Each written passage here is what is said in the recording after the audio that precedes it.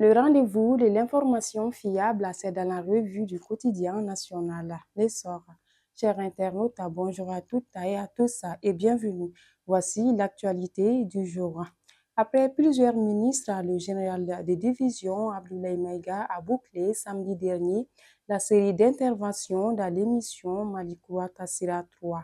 Il a abordé les grands enjeux du moment, soulignant que le terrorisme, plus complexe qu'une guerre classique, reste difficile à combattre en raison de l'infiltration des assaillants au sein de la population. Évoquant ensuite la fourniture de l'électricité, le Premier ministre a salué la résilience des Maliens ainsi que l'engagement et la détermination des agents d'EDM.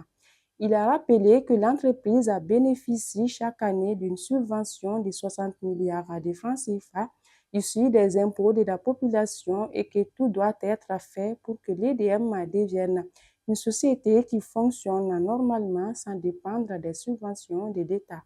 La suite de cette interview est à retrouver sur notre site lessor.ml. Le Business Forum Mali-Japon, tenu le vendredi 1er août à Osaka, a été un franc succès tant sur le plan de l'organisation que de la mobilisation et de la qualité des échanges.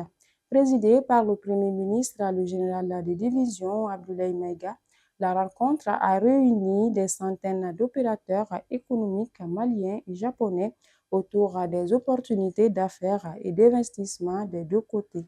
Après le forum, le chef du gouvernement et sa délégation ont visité Panasonic Energy, une entreprise japonaise spécialisée dans la fabrication de batteries au lithium et disposant de filiales à travers le monde. Lors des échanges, les dirigeants de la société ont évoqué un projet futur en Afrique susceptible d'intéresser le Mali. Les forces armées maliennes ont réceptionné samedi après-midi de nouveaux équipements militaires modernes. En provenance du port de Conakry, Guinée, ces matériels sont passés par Bamako avant de regagner Kati. L'arsenal réussi qui vient s'ajouter à d'autres équipements déjà livrés est essentiellement composé de blindés et de véhicules de combat.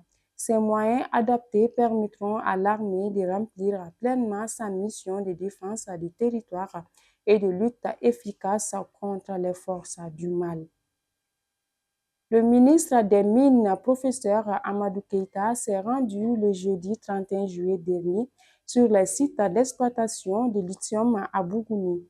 Cette visite s'inscrit dans la continuité des 3 missions précédemment effectuées sur place par les services techniques du ministère, notamment la Direction nationale de la géologie et des mines. Il ressort de ces missions que la société minière, anciennement appelée Bougouni Mining, a pris en compte les observations et recommandations formulées afin de mettre son site aux normes pour l'exploitation du spodumène, un minéral de lithium conformément à la réglementation en vigueur. Le Nigeria a de nouveau brisé le rêve du Mali de décrocher un deuxième titre continental après l'échec de l'édition 2021 à Yaoundé au Cameroun. Hier soir, au Palais des Sports de Treichville, la capitaine Djeneba Djaï et ses coéquipières se sont inclinés 64-78 face aux Nigérianes en finale de l'Afrobasket féminin Côte d'Ivoire 2025.